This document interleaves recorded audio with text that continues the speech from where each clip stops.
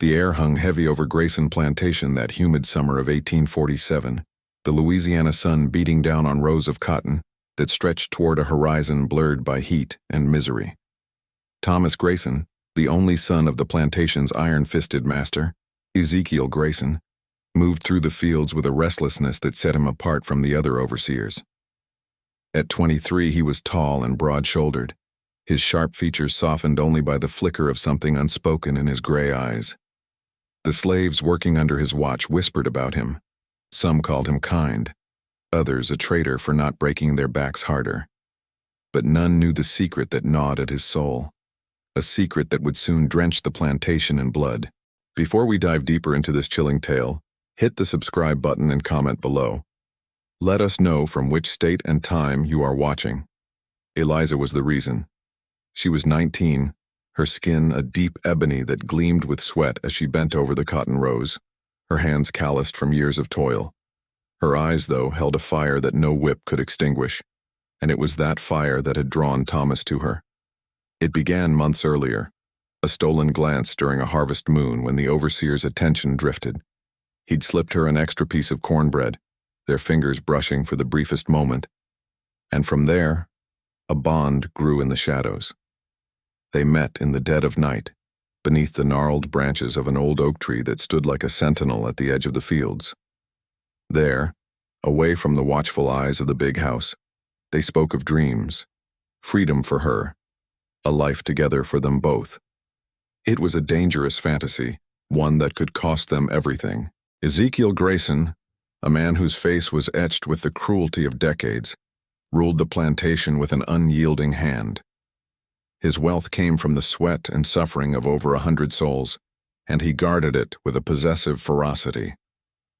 He'd noticed Thomas's distraction, the way his son lingered too long in the fields, his orders growing softer.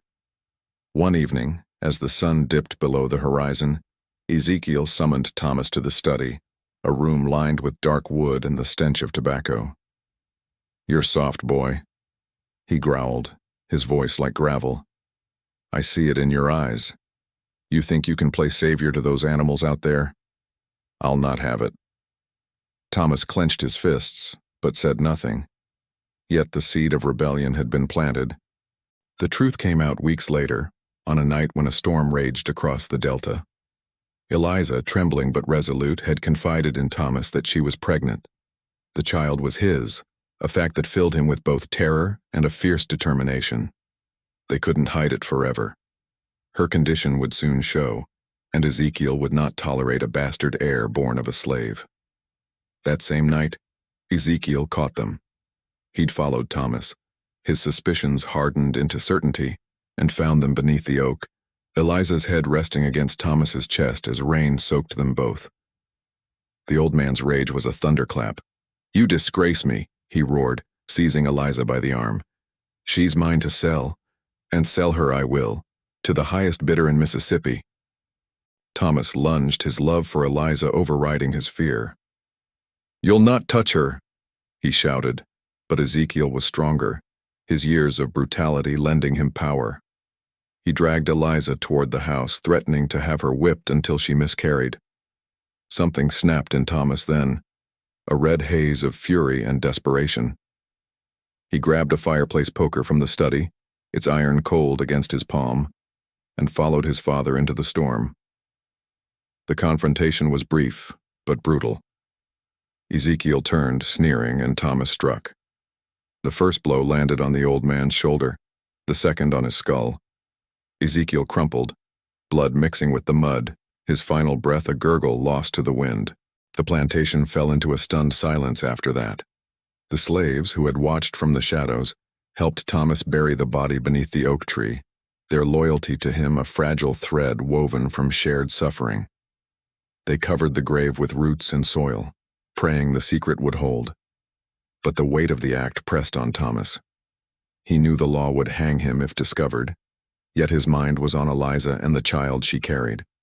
He devised a plan to flee north, to the free states where they might build a new life. Eliza agreed, her hope rekindled despite the horror they'd unleashed. For days they prepared in secret. Thomas gathered what money he could, stashing it in a hollowed-out Bible, while Eliza sewed a small bag for their escape. The other slaves, though fearful, offered what help they could: food, a map sketched on a scrap of cloth, warnings of patrols. But the plantation's isolation worked against them. Word of Ezekiel's disappearance had begun to spread. A neighboring planter sent men to investigate, and the noose tightened. On the third night, as they prepared to leave, the sound of horses broke the stillness. The authorities had come, tipped off by a slave who feared the consequences of silence. Thomas faced them alone, standing before the big house with the poker still stained with his father's blood. "I did it," he confessed, his voice steady. "I killed him to free Eliza. She's carrying my child." The sheriff, a grizzled man with a scar across his cheek, spat on the ground. "Murder's murder, boy. Love don't change the rope." Eliza tried to run to him, but the overseers held her back, her cries echoing as Thomas was bound and led away. The trial was a formality. Louisiana justice was swift for a white man who killed his own. Within a week, Thomas stood on a makeshift gallows, the crowd silent as the trapdoor fell. His last words were for Eliza: "Find our child. Live." Eliza vanished that night, spirited away by a network of slaves who risked their lives to protect her. The child, a girl named Miriam, was born in a hidden cabin deep in the bayou, her birth marked by whispers of a curse. The Grayson plantation fell into ruin, its fields overgrown, its wealth claimed by creditors. But the story didn't end there. Years later, in 1865, as the Civil War ended and freedom came, Miriam emerged as a young woman with her father's gray eyes. She sought out the oak tree, now a gnarled monument, and uncovered the truth from the slaves who remembered. Armed with a pistol and a burning need for justice, she tracked down the sheriff who had hanged Thomas, confronting him in a dusty saloon. The encounter ended in a gunshot, and Miriam disappeared again, her fate a mystery swallowed by the post-war chaos. Decades passed, and the tale of Thomas and Eliza became a legend among the freedmen of Louisiana. Some said Miriam's descendants still walk the earth, their blood carrying the weight of that night. In 1920, a historian named Clara Dubois, researching plantation records, stumbled upon a faded letter in the Grayson estate's ruins. It was from Thomas to Eliza, written the day before his death, promising her freedom and vowing to protect their child. The letter ended with a cryptic line: "The oak will guard our secret until the world turns." Clara dug beneath the tree and found bones, Ezekiel's, marked by the poker's dented skull. She published her findings, igniting a firestorm of debate. Was Thomas a hero or a murderer? Was Eliza's love worth the blood spilled? The controversy drew others to the site. In the 1950s, a group of civil rights activists visited, seeing in the story a symbol of resistance against oppression. They erected a small plaque, its words weathered but defiant. "Here lies a love that defied chains." Yet the locals spoke of strange occurrences, lights flickering in the abandoned house, voices carried on the wind. Some claimed to see Thomas and Eliza beneath the oak, their figures translucent, locked in an eternal embrace. Others swore Miriam's ghost roamed the fields seeking closure. By the 1980s, the plantation was a ghost town, its history a cautionary tale taught in schools. A young archaeologist, James Carter, led an expedition to excavate the site, hoping to uncover more evidence. He found the Bible with Thomas's money, its pages brittle and a locket buried nearby containing a lock of Eliza's hair. The discovery made headlines, but the dig was halted when workers reported hearing a woman's sobs at night. James, a skeptic, dismissed it as superstition until he found a journal in the ruins, its entries written in a trembling hand. It belonged to Miriam, detailing her life after freedom, her search for her mother, and her final act of vengeance. The last page was smeared with blood, its words trailing off into silence. Today, the Grayson plantation is a forgotten scar on the landscape, its story preserved in whispers and documentaries. On October 24, 2025, a storm much like the one that claimed Ezekiel rolls over the delta, and the oak tree stands alone, its roots clutching the secrets of the past. Visitors leave offerings, flowers, coins, prayers, hoping to appease the spirits. Some say if you listen closely at midnight, you can hear Thomas's voice calling Eliza's name, a love that transcended death but could not escape its price. The tale has spread beyond Louisiana, carried by those who seek the truth in its shadows, a reminder of the sins that linger in the soil. In a small town north of Baton Rouge, an elderly woman named Lena sits by her fireplace, her gray eyes reflecting the flames. She is Miriam's great-granddaughter, the last of the line, and she knows the story by heart. She's never visited the plantation, fearing the pull of its ghosts, but she feels them in her dreams. Thomas's strength, Eliza's courage, Miriam's resolve.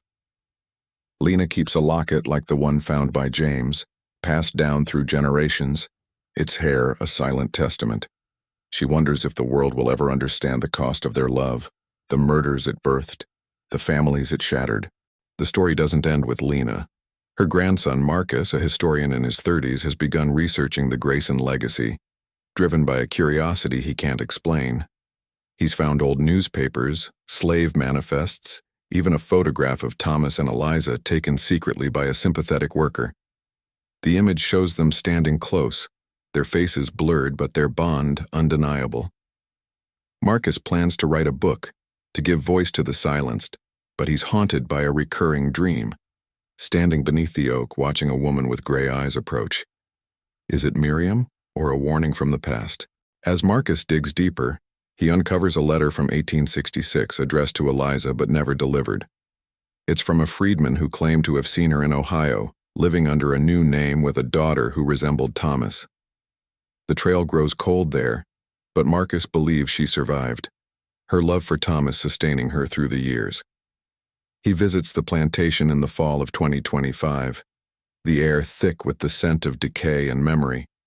Beneath the oak, he places the locket Lena gave him, a gesture of reconciliation. That night he hears a whisper, soft, feminine, saying, "Thank you," and the storm that follows feels like a release. The Grayson tale is more than history. It's a mirror held to humanity's darkest corners. It speaks of love born in bondage, of murder as an act of defiance, of families torn apart by greed and rebuilt by resilience. The oak still stands, its branches a testament to endurance, its roots holding the bones of a man who paid the ultimate price. In classrooms and late-night discussions, people debate Thomas's choice. Was it noble or damned? Eliza's escape, did it bring peace or perpetual flight? Miriam's vengeance, was it justice or a cycle unbroken? In 2025, the story resonates anew. With technology revealing long-buried truths, DNA tests linking descendants, archives digitized, new layers emerge.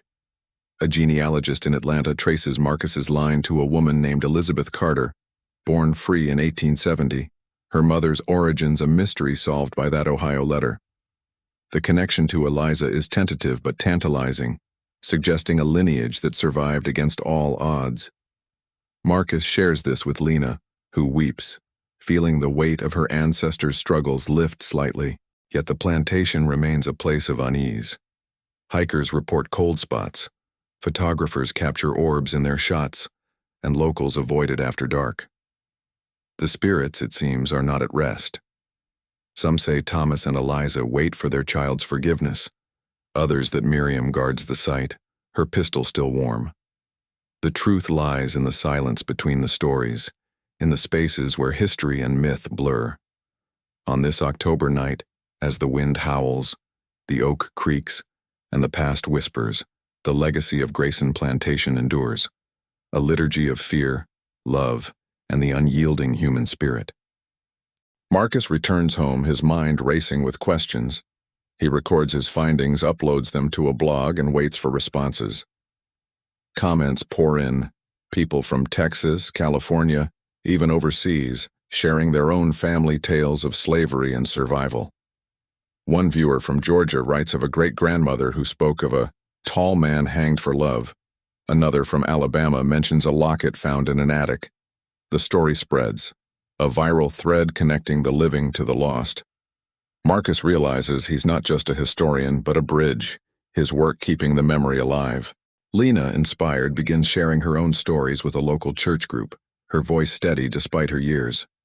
She talks of Thomas's courage, Eliza's strength, Miriam's fire, and the child who carried them forward.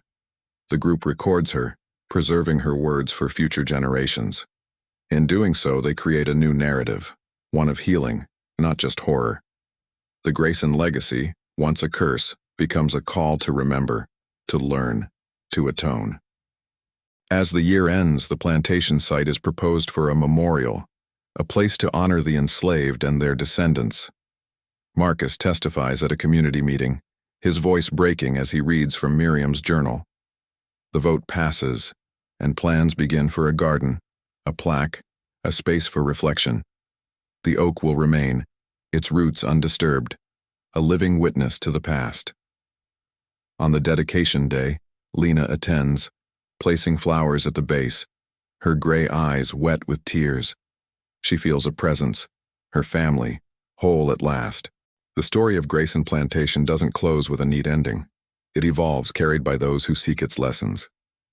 In 2025, as technology and memory intertwine, the liturgy of fear transforms into a liturgy of hope. Thomas, Eliza, Miriam, they live on in the voices that refuse to forget, in the love that defied chains, in the blood that binds a fractured family across time. And beneath the oak, the silence holds its secrets, waiting for the next soul brave enough to listen.